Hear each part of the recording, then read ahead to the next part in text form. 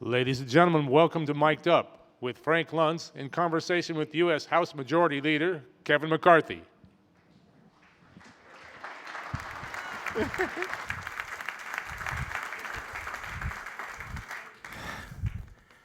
What you guys don't realize is that this program started with Kevin standing right over there and me actually following the smell of food into a completely different room. That's true. It's actually true.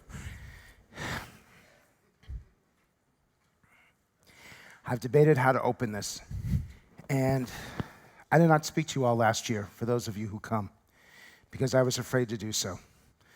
I was afraid because of the political environment in this country and the way things have developed, and this is not an America right now, a political America that we can be proud of. It really isn't.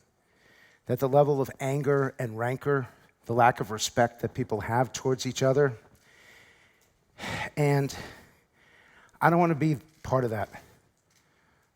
I've had wonderful experiences at this organization year after year for a decade now. And people come because they want to learn something, and they want it to be substantial. And I want to begin, Majority Leader, how do we bring this country back? You're an optimist. You're always hopeful towards the future. But if you heard what I hear and saw what I see, it would be hard to get up in the morning. We don't even have a Republican and a Democrat up here at the same time. And I don't get that.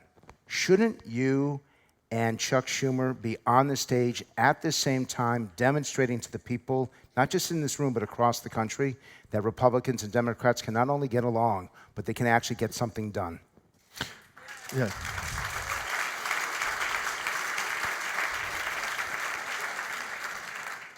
Answer to the question is yes. I actually thought we were both going to be on stage. I saw Chuck last night. I said, aren't we going to speak together? You know, last week I was in New York giving a conference, and I had Joe Kennedy next to me. Joe's actually one of my best friends. We're workout partners. But we have difference of philosophical opinion. And when Joe's daughter was born, Ellie, Judy and I sent a gift. Now, I sent her a rocking elephant with her name on it. And the other night, Joe and I are sitting together, and Lauren is FaceTiming.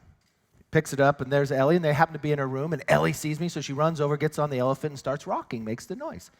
And I smiley tell Joe, she's going to be the first Republican Kennedy I would ever vote for. So I only raise that point is, we have a government that's devised to have compromise. You're not going to pass anything without getting one side or the other to give something. But it also empowers a minority to stop things. I'll give you one example. And this is where exactly what you're saying is happening. And I don't think it's because of Congress.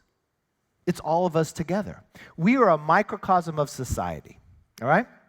No longer do we capture news, we get opinion, but we get it philosophically, and it drives us even further apart. You have social media that continue to drive something even further. But there are more than 400 bills sitting in the Senate that passed the House. You'd think they're partisan, right? Only 5 of them are. All the other ones have at least a Democrat and a Republican voting for it. But let me give you something you don't quite realize. More than half of them have 100% of Democrats and Republicans voting for them. But when you turn to a new administration, you have 1,200 positions that the president nominates and has to be confirmed by the Senate. If I take the last 6 presidencies and look at all the times there had to be a cloture vote on a nominee, you know what all 6 presidencies, Republicans and Democrats, add up to? 24. You know what it is today in this first 2-year time period, those first 6 years of those presidencies? 88. So the point of your question is correct, where a minority will use the structure to find bipartisanship or find compromise, I would say, to actually slow the whole process down, and that's wrong. So then what message do you have? Because Senator Schumer is the minority leader who wants to become the majority leader. He wants to become your colleague on the Senate side. I'm going to leave him after this question, but what message do you have for him so that he puts the country first rather than partisanship first? I don't think we can expect the American public to tell us we have to change. I think from a process, we can sit right here and have different philosophical opinions and not personalize it against each other and have you walk out of the room and say, they're going to debate. I know I'm not going to get 100% of what I want, but I also know he won't, but he might not use it to stop the whole process either. I think that's the first start of where we go. Good. I have to ask you, and I'm trying to do this in a way that doesn't get me audited. You think I'm kidding? The president has an interesting approach to his opponents, to the people that he disagrees with, which is the opposite of your approach. He has called you his favorite congressman. I'm not sure if that's an asset or a liability. How do you work with him? How does that process work? He is not a difficult person to work with by any means. He is an individual, he has an amazing work ethic. I'll give you an example. Last night you had the dinners, so I was going to the Resnick's house. It's 10 o'clock in Washington, D.C., and the White House By is the way, calling me. he's a name dropper, so just... Well, I don't know. I followed the schedule. I'm proud of the Resnicks. They're constituents of mine based upon where they grow their food. The president's calling, it's what, Sunday night, 10 o'clock? Still working. And I look at it like this. Anybody can have a debate during an election, but when the election's over, I want the country to win. And I think that's what we have a problem with. That goes for both sides. I had people on my side of the aisle that would say they wanted President Obama to fail. I don't want President Obama to fail. I wanted my policies to win, but I didn't want him to fail. I wanted America to win. And I think that's where we miss it, that we take it one step further. I'm not sure if that's social media. I'm not sure if that's the opinion television today that's driving it. But we are a microcosm of society. And when was the last time you rewarded people for finding compromise in the process? It's no longer, can it be a win-win? It's I have to win and I have to destroy the other person. I find the president open to talk to anybody. I find the president, he can put out his positions, and he's no different than who he said when he was campaigning. But he is also, if you give him a better idea, he said, I like that too. Let's do that. I mean, let's go back 1 year from this conference. 1 year ago today, there are now 2 million more people in the workforce. The unemployment claims are at a 44-year low. Unemployment at one of the lowest points. If you're an American that's African American or Hispanic, it's the lowest point in our history. If you look at the participation rate, no longer is it 62. 8 years ago, is it 65? It's moving its process back over. The VA has changed, but look at this. How many thousands of Americans died in Korea? I never thought I would see it. 1 year ago today, what was happening than now? Kim Jong-un steps across into South Korea and what he is beginning to say.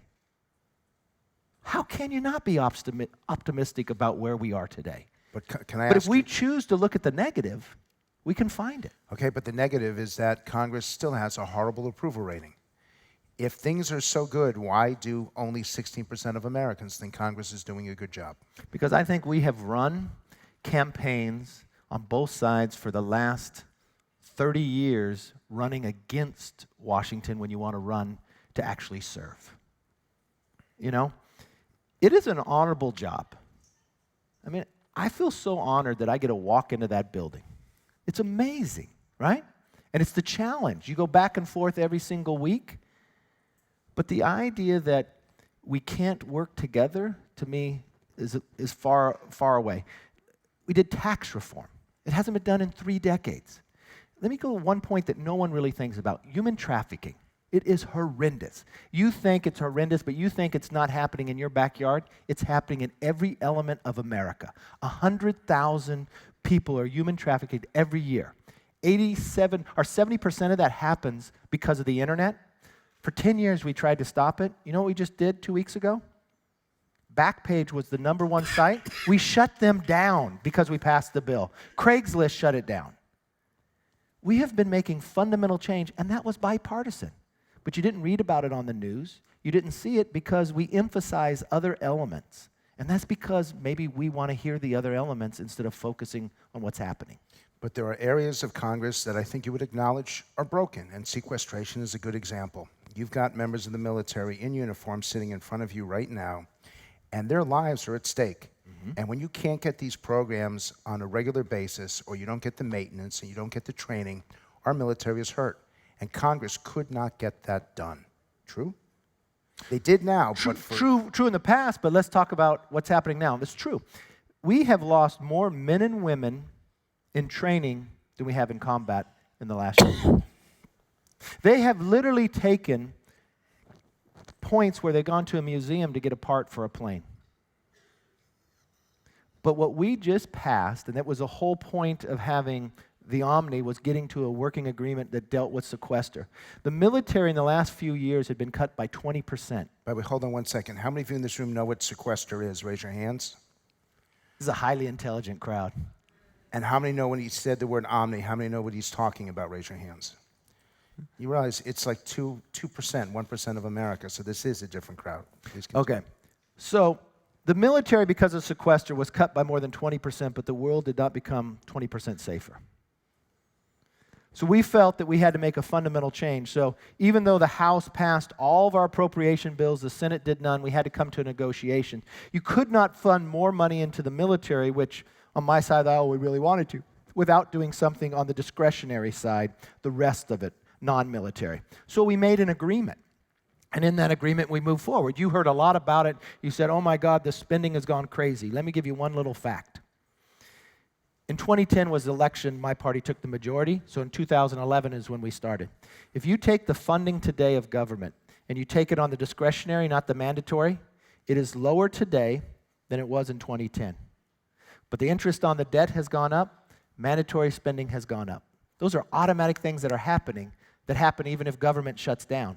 That's the challenge, but we have made an investment now into the military. And if you go back and you look at when Dick Cheney was in charge of the Department of Defense, and they went into the first Iraq War, the success of what happened there, he thanked Ronald Reagan because he said the investment you made decades before protected our men and women today and made sure that very few had to give their life to have such a successful ability. And that's what we have to make sure is we do. So I want to ask you a question about the debt, but before I do, I want a show of hands here because I want you to respond to them. I don't want you to tell me what you want to be, I want you to tell me what is. How many of you have a better quality of life today than your parents did when they were your age? If your quality of life is better, raise your hands and keep them up, and those of you in the front, look towards the back. You should ask that in reverse. Okay, how many of you have a worse quality of life today than your parents did? Raise your hands. One, right there. I won't ask what company you work for. I hope it's not financial services. Now, I admire you for answering. Now tell me the truth. How many of you believe either your children or the next generation will have a worse quality of life than you when they get to be your age? Raise your hands. And look at how many hands go up.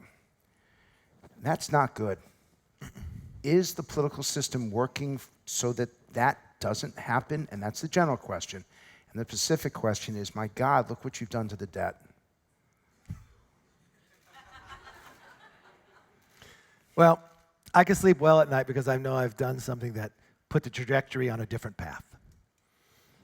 If we did not take the majority, I could not tell you on the discretionary side where we would be today. The challenge is I did not sit back when we took the majority and not tackle the tough decisions when it came to mandatory. We just have not been successful. When it came to health care, we were one vote short.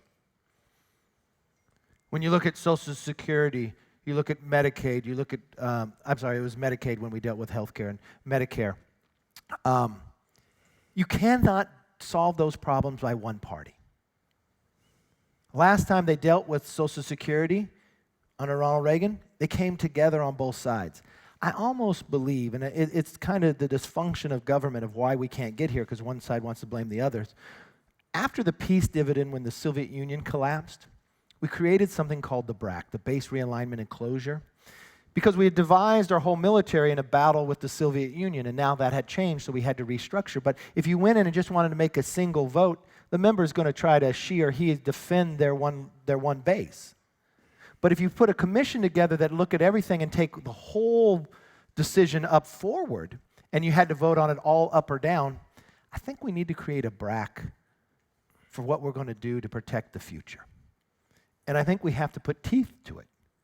Now, we've created one when we passed the Omni on how to deal with the budget, because we still have a budget process that was created in '74, but the world has changed. I think it's going to take that. It's going to take political will on both sides.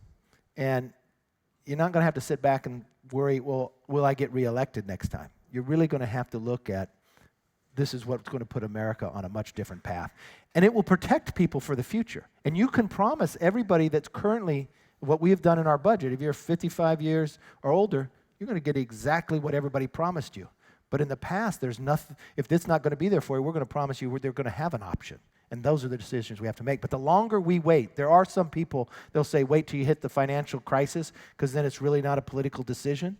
That's the wrong pace to go. Will you have the cooperation of the Democrats if you do try to reform Social Security? I think I know a number of them that will talk about it.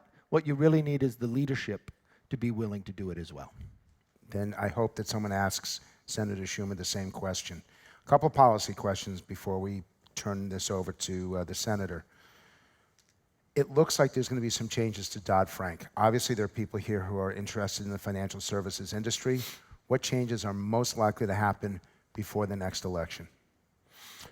Okay, just so you know, if you take a graph and you put the day of the election and the risk factor of a member, the day after they get elected, that's when they take the greatest risk. And every day it'd go closer to the next election. So as we get into the next election, people don't want to do as tough as political decisions. But if you look at what we have passed in the House and what we've passed in the Senate has passed their version, not as great of repealing Dodd-Frank or doing the things of how far the House has gone. The House passed the Choice Act, went much further. But when we passed the Choice Act, it didn't have one Democrat vote. And I didn't truly believe that was the case. So what I did was I then broke up the Choice Act and put it more individually things. There are a lot of bills that passed that were 100%. I have like 25 that have passed that have 2/3 vote. How many of you know what, again, show of hands, how many of you know what the Choice Act is? Raise your hands. Okay, this one you need to explain. Choice Act simply focuses on what we would do if we repealed the Dodd-Frank bill and where we would deal with community banks and others in the financial industry. It came out of Jeb Hensarling's committee. The Senate believes we've gone too far. But the Senate has a bill that passed with more than 60 votes. That's sitting in the House. Where we are in the current process is, I believe there are a number of elements in the Choice Act that we could take that would have 2/3 vote in the Senate. Such as? Well, for example, I don't want to pre-negotiate in the process because the Senate's trying to tell me just to take the bill itself.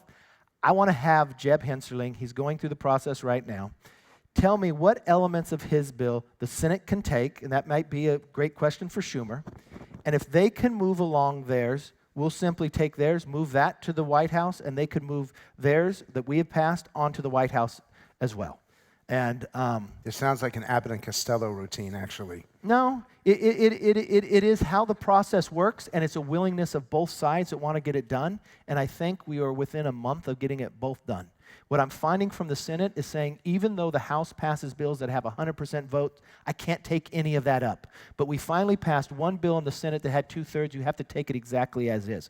We have co-equal branches that we're both different houses. We're supposed to go to conference. That's exactly what we're doing right now, to find our differences and find where we can come together. And that's what we'll move. At the end of the day, there will be a bill at the president's desk. Hopefully there'll be one that comes from the Senate and one that comes from the House at the end of the day. That repeals Dodd-Frank or just reforms it? Reforms Dodd-Frank. You will not get a full repeal of Dodd-Frank. What about tax policy? I keep hearing that Republicans are going to launch some sort of extenders, some sort of permanency. Between now and Election Day, will there be any changes to the tax code? Well, there's changes already. We should be excited about it, as long as, I guess, if you're in California too, right? Let's talk about what has happened in the tax code, for one. You've watched the growth of America expand. People are talking about more than 3% growth. We haven't seen in quite some time. You have one company that now has 1.2 million employees that have a longer maternity leave. You have more than 5 million people that got bonuses. You've got more than 90% of America that actually got a raise based upon their withholdings. But some of it wasn't permanent based upon the rules of how we passed it. Kevin Brady is working on a bill that would make the rest individual rates, one, permanent. We'll look at expanding SHAs. We'll look at how we deal with retirements, more ways that we can be flexible and expanding, Roth and others. But this is what the Ways and Means is going through now. And there's a reason why the House starts this, and that means the Constitution. Article 1, Section 7 says all revenue starts within the House. That starts in Ways and Means. So we always said we weren't finished with this job. And think of the economic growth of where we are. If we want to get out of our problem, our debt problem, you can't cut your way out of it. You have to grow the economy as well. Control your spending, grow the economy, be able to protect Social Security, Medicare for the future, but actually you're going to have to reform them. That's the goal. This election is going to be tough on you. Some polls and some pundits, including the guy sitting next to you, believes that there's a fair chance that the Democrats are going to take control. What kind of minority leader would you be?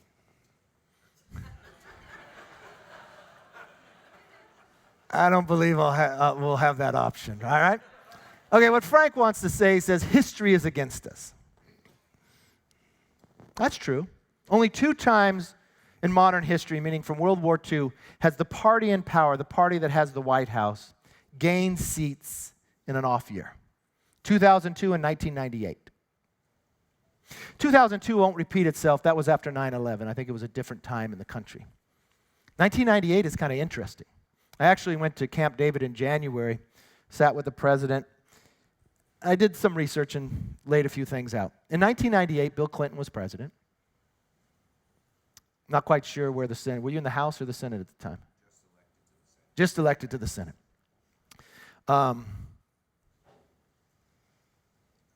Bill Clinton was impeached at the time. All polling said Republicans were going to gain seats. Election came. Democrats gained 5 in the House, broke even in the Senate. How was that possible? Bill Clinton had 6 quarters of economic growth. Republicans had shut the government down and lost the argument. He triangulated on the issues, and Clinton focused on economic issues. Economic growth. Senator may argue with me, but the argument is they shut the government down, and I think that issue didn't play well for them. I think the issues that we have picked, if you take the names away from it, very high support. 2 million more people into the workforce. If we focus on our job, VA reform that we've done, human trafficking, we just passed 60 opioid bills marked up inside, infrastructure, reforming of Dodd-Frank. I think we focus on our issues, we'll be okay. Now people will say, but you've got a lot of retirements. Very true. Great deal amount of retirements. But you know where I look at retirements? I look at retirements for the Republicans who retired in seats that Hillary Clinton carried and Democrats who retired in seats that Donald Trump carried. You know what that number is? 5-4. We'll pick up 2 seats in Minnesota. We have our challenge. History says the party in power loses 29 seats in an off year, and 23 seats is our majority. Now, the generic ballot is the greatest indicator of knowing where it's going to go, because it's a simple question. Do you want the House or Senate controlled by Republicans or Democrats? In January, I gave this presentation. It was plus 12 for the Democrats. Today, if you take a rolling average, it's plus 5.5. But we have a 4-point advantage. If we get 49% of the national vote, we'll have 53% of the seats. The Senate has a much different map. I wish I had the Senate map. Unfortunately for Chuck, it doesn't benefit him, but each cycle is different. They're playing in a place that's more beholden on the Trump states.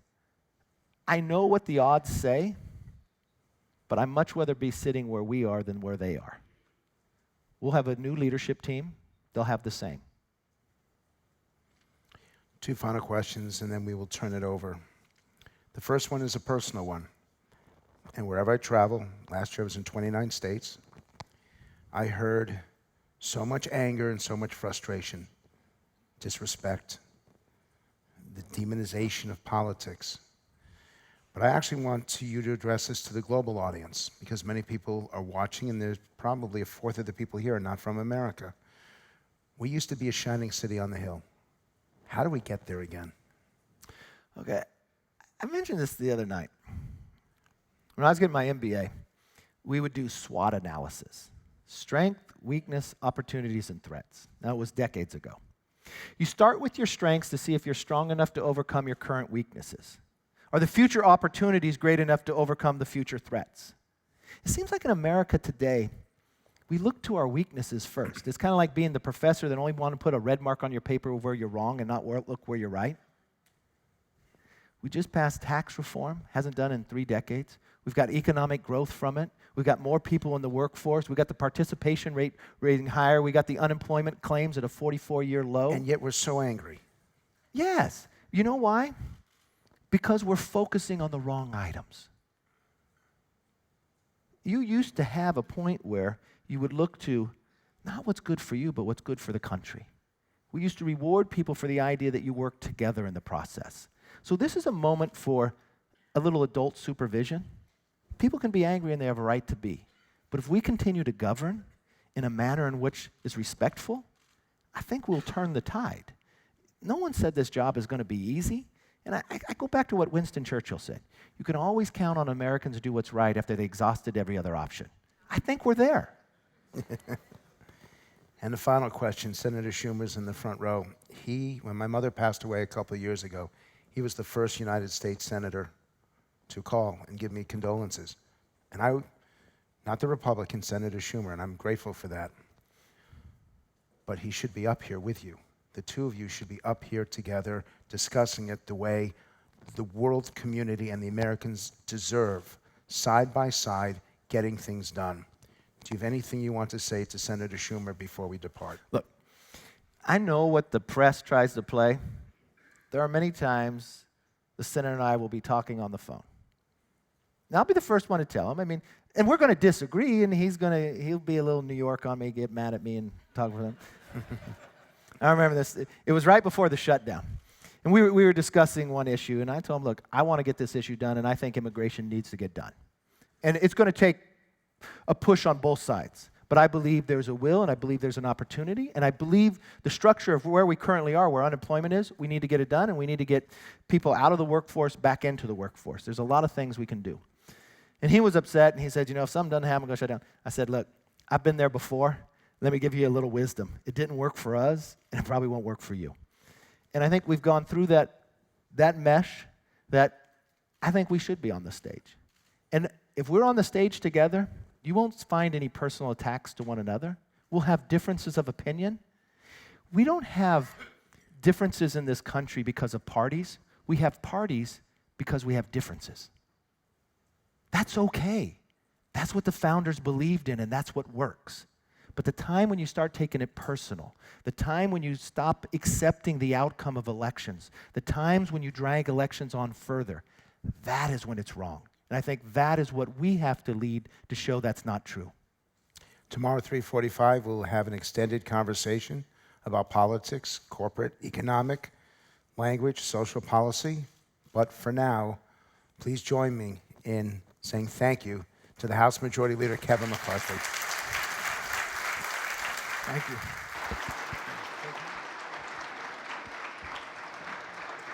Welcome to part 2 of Mic'd Up with Richard Sandler in conversation with U.S. Senator and Democratic Leader Chuck Schumer.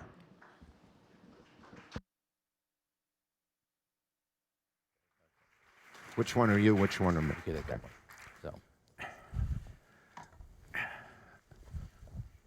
So, Senator Schumer, thank you for being with us, and welcome to the Milken Institute Global Conference. Glad to be here. My first one. It's been exciting. Great. So we'll try to have some fun here. Great. Okay. Why not? Let's start from the beginning. All right. You graduated law school, I believe, in 1974, 75, somewhere in there, and you ran for the New York State Assembly in 1975. Right. You then went to the House of Representatives of the United States Congress, and since then you have been a United States Senator. Why did you decide out of law school to get into politics? And looking back on it, right now, as you sit here today, Was that a good decision? Great question. Okay, it actually started a little earlier than that. I'll tell you the story, how I got involved in politics. I went to James Madison High School, working class high school in southern Brooklyn. And from there, I was lucky enough to get into Harvard.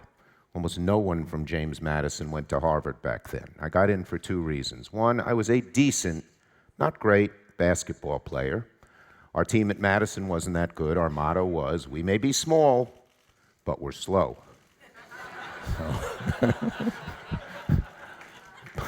But second, I had to get a job when I was 14, helping my family out. A Madison high school teacher put a little card up on the job. We had a job bulletin board. 14, you could get working papers in New York. Looking for somebody to run a Mimeo machine in a new business I am starting. Now, the young people won't know what a Mimeo machine was. It was this clunky machine with rollers. You know, you'd put a stencil on and crank it, and you'd get a copy. This was before Xerox. And by the way, the ink smelled great. If we still had Mimeo machines, we wouldn't have to legalize marijuana. But in any case, I got the job and at the new business. What was his new business? He had this brilliant idea. He was going to prepare students for the SATs. What was his name? Stanley Kaplan. He later sold it to the Washington Post for a lot of money. But I got the job nights, weekends, and holidays. I'd run the machine. It would go around and around and around. I'd read the preparatory materials over and over and over again. I took 5 of these SAT tests. I got 4 800s. I was the first person to prove that it was not aptitude but achievement. In any case, so athlete with 800s, the guidance counselor says to us, he should apply to Harvard. I did. I got in. I was scared. No one like me went to Harvard in those days. It was 80% private schools. And so I went to the one guy from my high school who had gone to Harvard before me, and I said, how am I going to make it at this place? He was a ball player. He said, try out for the freshman basketball team. They're terrible, so you'll make it. Those will be your friends. Okay. Tryouts, the 4th day. Coach calls us up. Number 27, yes, sir. You're Schumer, yes, sir. You went to Madison, yes, sir. How's Coach so-and-so? He's fine, sir. Then he looks at me quizzically. He said, you played forward?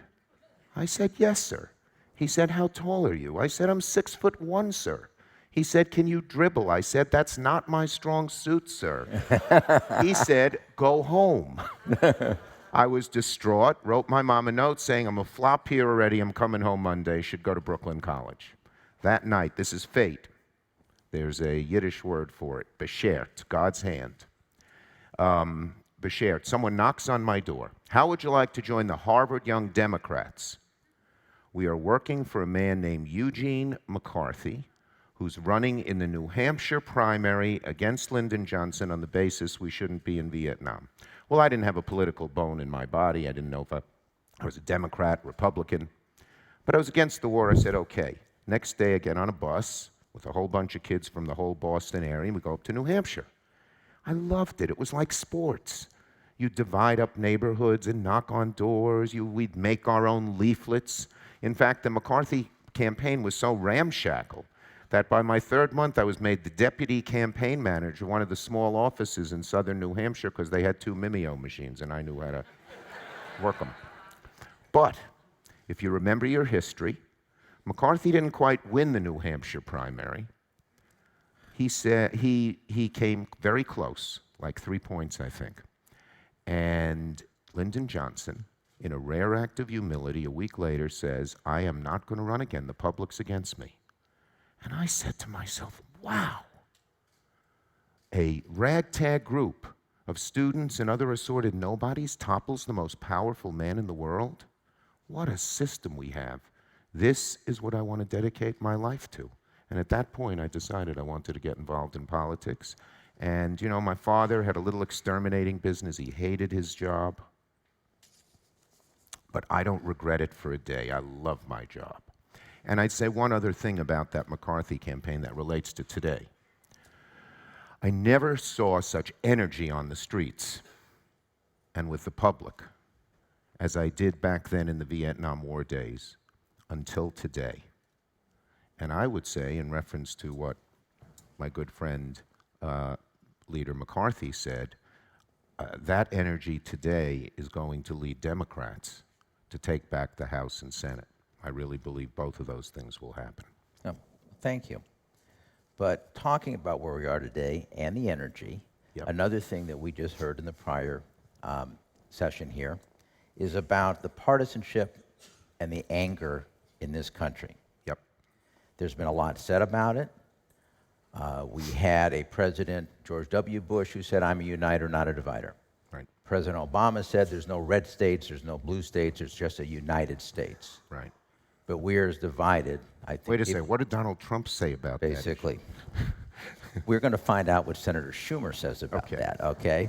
Well, let me say. Frank, let me just say one other thing, though. Frank Luntz, who was sitting here a Yes, minute ago, smart man. yesterday on the George Stephanopoulos show on this topic, said the following about a survey he did. He goes, "We did a survey. 82% of Americans say that we are more divided than at any time in their lifetime. It's across the board, Republican, Independent, Democrat. We have to do something. We have to hold our party accountable. We have to say enough is enough, because if we don't do it, this poison is so deep and so pervasive that it's no wonder our kids are now bullying others, yelling at each other, and using language that is so inappropriate." So you sit in a very important seat. I think you plan to be the Senate Majority Leader in a few months, if things go the way you would like them to go. What can you do as a leader to try to move us to a point where, as the House Majority Leader McCarthy said, we actually have adults sitting in the room? Great. Well, let me first address the anger. I've thought a lot about this. Why is it? And America has always had dark times. And this is one of them. And there's a very interesting book I read. I didn't read the book, I actually read a review of it. It was an article, not a book, called The Miserable 21st Century by a conservative economist named Nicholas Eberstadt. And here are points he made in his book. First, if you look at 2000 to 2016, wealth, way up. We've become a much wealthier nation.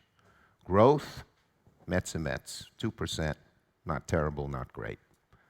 But the bottom 75% of America have done poorly. Poorly. 7 million fewer good-paying jobs today than there were in 2000.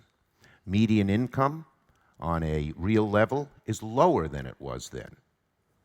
And maybe worst of all, he postulated that people now, America is generally an optimistic, sunny country, but Americans now, even though median income went down much more during the Great Depression, Americans at the depth of the Great Depression had more hope about the future than they do today. And here was an amazing thing that I didn't know, and I sort of blame myself for not knowing this. That 1 out of every 8 males in rural and semi-rural, small-town America in the ring states of the Great Lakes in the Middle West, 25 to 49, who had a high school education or less, served a year in jail because of opioids, the drug problem, and everything else. But the same lack of hope that I've seen in the ghettos that leads to these kinds of things was in large parts of America. So there are two answers. Two answers. One is blame.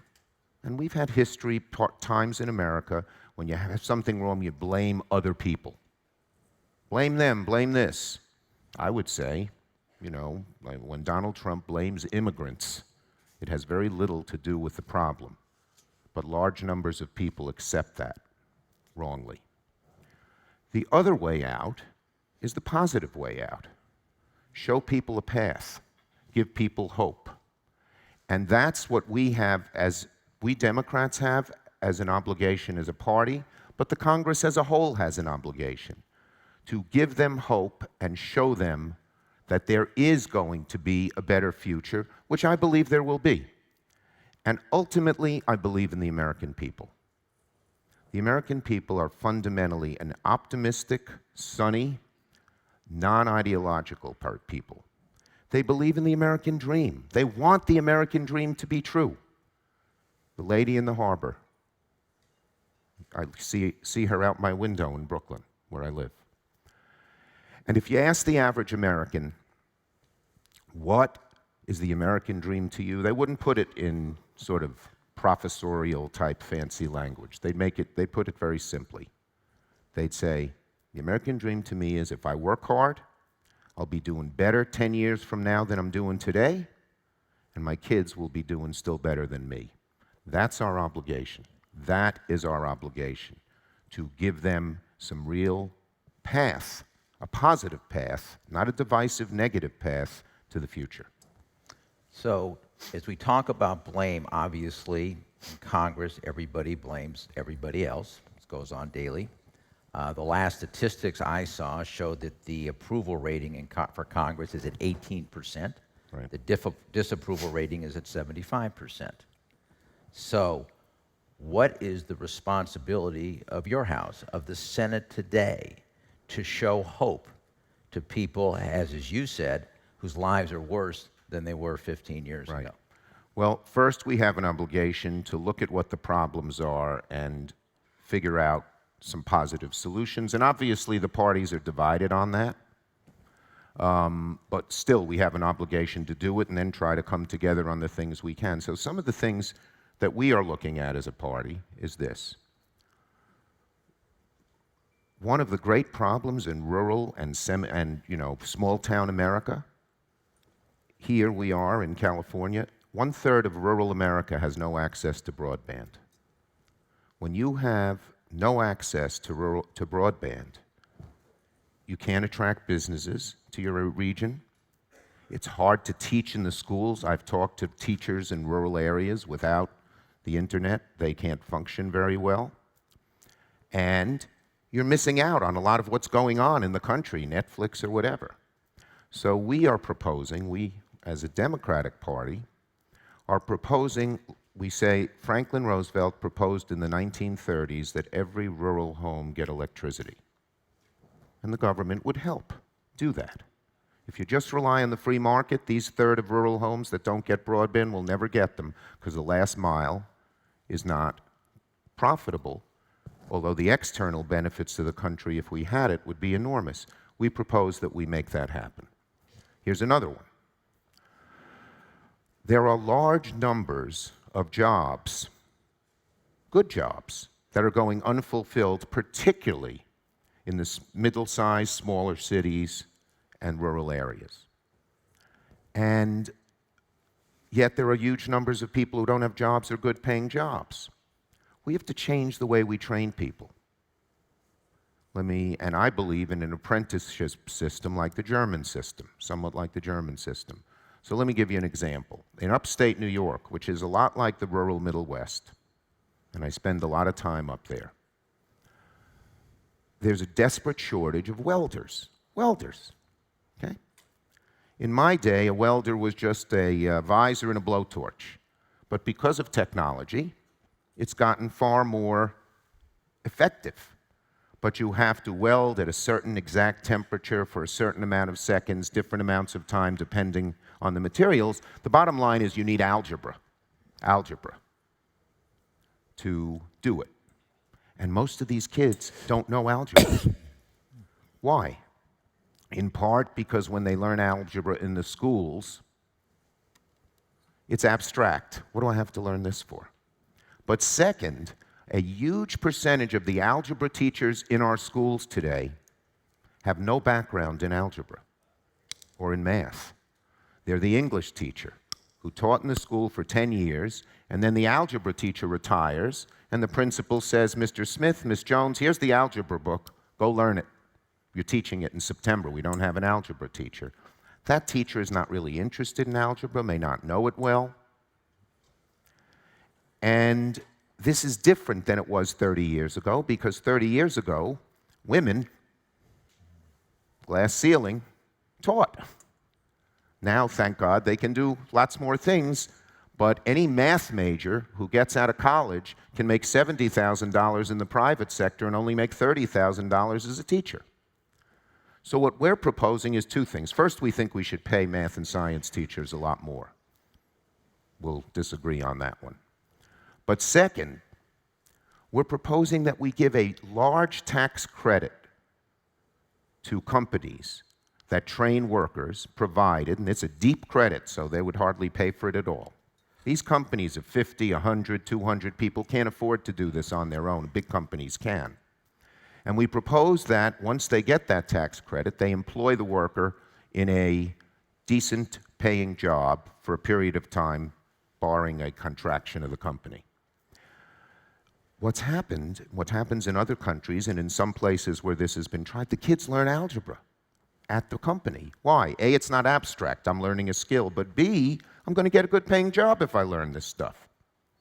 We ought to be doing that throughout America. There are so many things we can do, and when you talk to folks in rural America, in small city and medium-sized city America, as well as in other places in the big cities where there's not opportunity, they love this stuff. They see it.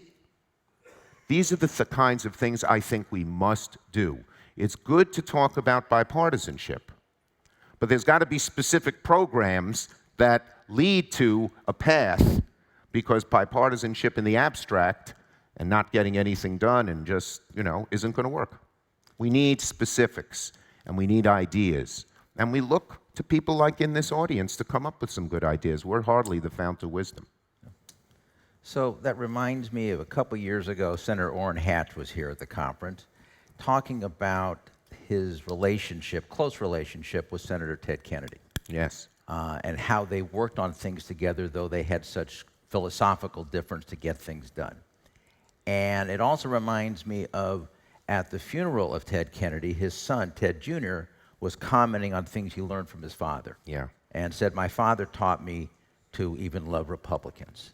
And people chuckled. But he didn't smile. He said, Teddy, they love this country as much as we do. Yep. And Senator Coons, Democratic senator, Yes, from man. Delaware, just said here at a meeting here in Los Angeles last week that we have to understand that the other side is complex, flawed, graceful, and capable as leading as we are. So who on the other side of the aisle do you look to that you can work with to recreate these kind of relationships? Well, lots of people. Here's one of the ways we bond together and learn to trust each other. I learned when I started going to the gym when I got to the Senate. And I learned early on that Democrats exercise late in the day or in the evening, and Republicans exercise early in the morning. I went early in the morning. And when you're two 60-year-olds huffing and puffing on that bike in your shorts, the inhibitions fall away. And I have made great friendships in that gym. And some of the people that I've worked with really closely, who I have real trust with, well, one of them, we hope and pray for his recovery, is John McCain. John McCain and I spent months and months together, alone in a room or with 3 other Democrats, 3 other Republicans, 2013, coming up with comprehensive immigration reform that actually passed the Senate in a very bipartisan way. It got 69 votes. And by the way, I wish we could get that bill done. All the problems of immigration, or so many of them, are solved if we could get that bill done. But we can't seem to move it in the House because there's a group, hard right, I have to call the facts as they are, with huge clout, maybe 50 or 60, who tell the speaker or speaker-to-be. They told it to Boehner, they told it to Ryan, both of them. I think if you ask them, would say it, you do immigration, you're finished as speaker. Okay? That's the polarization we have. But McCain is a wonderful man. Lindsey Graham is a wonderful man. Lamar Alexander is a wonderful person. Susan Collins is a wonderful person. I've struck up a good friendship with Ben Sasse, a very conservative senator. Jerry Moran, also very conservative. I trust these folks. And let me just say, I think that, well, my goal, if I become majority leader, is to work in a bipartisan way on things we can agree on, infrastructure, immigration, and really get some major things done, the kinds of things I mentioned a few minutes ago, and really give people hope again that Congress is working together, but not just working together in things they don't care about. That won't work. On things that really matter to them. So we'll shift gears a little bit. Okay? we've read a lot about a possible upcoming meeting between the president and the North Korean president, Kim Jong-un. Yep. Within the realm of what you think is possible, what would you like to see come out of that meeting? Well, the ideal is a carefully thought out, well-verified agreement on both sides that goes step by step. This will take several years. This cannot happen. You can't snap your fingers and make it happen. Where North Korea is denuclearized and sanctions are lifted, the two Koreas recognize each other, and North Korea joins the family of nations. What are the problems? One problem is North Korea has made a lot of promises before and not kept them. So you got to be really, really careful. Second problem is that you don't really have, I think, you have sort of the theatrics, but there's no framework for an agreement. And I think before we rush, I think it's a good thing that the president will sit down with Kim Jong-un. But I think if they just sit down and say, oh, yeah, we agree, we're wonderful, kumbaya, and there's nothing under it, it'll fall apart in 6 months. So I think a lot of careful preparation needs to go into this ahead of time. And I worry that's not happening. One place I will give the president some credit for, I think one of the reasons things are better is frankly that he's gotten a little tougher on China. I think China is rapacious in their trading policies. You can be a free trader and still think you can't treat China the same as every other country in what they do. And China has the cards with North Korea if Kim Jong-un is just playing a game or a semi-game. Because they do 90% of the trading with China. They control it. And up to now, China's been very happy to let this mess occur because it weakens the United States and doesn't really hurt them, status quo. But when the president actually says to China, we're going to get tough on you on trade, I believe in a certain way China is more apt to put some subtle, quiet, but strong pressure on North Korea to actually come to an agreement this time, as opposed to just mouthing it and then backing off. Thank you. We have time for maybe 2 questions. I'm going to ask you another one about what's going on in the foreign relations field today, and then maybe a personal question. Okay. So on the foreign relations, the JCPOA, the Iran deal, Yes. which you were against. I voted against You it. voted against that deal. Again, sort of the same question I asked before. Within the realm of what is achievable, what would you like to see happen now, especially considering what Iran is doing The in Syria? president campaigned, it's the worst agreement around, and all of that. I voted against it. I thought there were a lot of problems with it, and I do not regret that vote. But I think keeping the JCPOA now is important.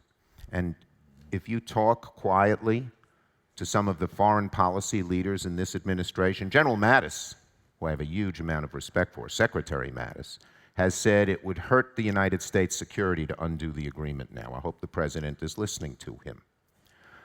The real problem, the biggest 2 problems Iran presents right now, and they are a menace, is number 1, building an ICBM, and number 2, what they're trying to do in the rest of the Middle East. The rockets in Hezbollah, the rockets that Hezbollah has in Lebanon present a far greater danger to Israel today than they ever have. There are many more of them, and they're much more accurate. They're Iranian supplied. What they're doing in Yemen. And what I would recommend is not undo the JCPOA. Not allow, keep that. By all reports, it's working. By all reports, Iran has not yet, at this point, violated any provisions of the JCPOA in creating a nuclear weapon, but rather come to a new agreement that focuses on these 2 greater problems. ICBM, obviously, we've been through this with North Korea, and what Iran is doing to destabilize the rest of the Middle East. And one other point I'd make, we have the IAEA, the Atomic Energy Agency International. They are in Iran now. They're pretty trusted. Are we going to let them into is North Korea going to let them in? And how is the president going to say, well, I'm getting out of an agreement where we have the IAEA in Iran, get out of that, and say, I insist, or we insist, which we should do, of having them in Korea? It's sort of an anomaly. Thank you. So, as we close, tell us what you think is the greatest misconception out there about Chuck Schumer. Oh, yeah. You know, people think I'm so shy about the press. It's not true. Well, what would you like us to know about you that we don't know about you? Well, the greatest thing that's ever happened to me is my 2 children. They are just wonderful. My mother used to say, I was one of 3, you're only as happy as your least happy child. And it's true. I could have had a great week at work, and if I came in the door and one of my daughters was unhappy and sad, I just get sad and gloomy, even if it was because, you know, some guy she liked ignored her in the hallway at the high school or something like that. And contrary-wise, you could have had the worst week in the world or a terrible week, frustrating. And when your kids are happy, the world just lights up. That's what I'd like people to know. Not about life. There's nothing better. So, if somebody came to you today that was young, Said have more kids? I don't know about that. I'm hoping my daughter will have a grandchild. Okay, I'll ask the last question if it's okay. If someone were to come to you today, young, energetic, cares about this country as you do, and said, you know, I'm thinking about different areas to go into. Should I go into politics with all the pressures that are put on people today? Okay, I'll say 2 things about that. One general and one. I tell kids at graduations, I say there are 2 tests in life. Well, I'm going to start the other way. The present job I have, minority leader with Donald Trump as president and Democrats as the opposition, is the hardest job I've ever had. And I'm not naturally a worrier. I worry. I worry about North Korea. I worry about our ability to bring America together again. But it's the best job I've ever had. I have more energy in this job than I've ever had. And I actually, in a different way, enjoy it because I think what we're doing is so important, so necessary in this America we have today with a president who has the many infirmities that many of you see. And so I would tell people, it's a hard job. It's something that you have to dedicate your life to, and the greatest struggle in my life has always been enough time for my job, enough time for my family. But it's the most fulfilling job you can have. If you can make the world a better place on a macro level, which you do through government at any level, there's nothing professionally more fulfilling. And I recommend to young people all the time that they're needed and they should get involved in our political system. Thank you, Senator Schumer, for sharing your insights with us today. Very much appreciated. And only the best of luck to you.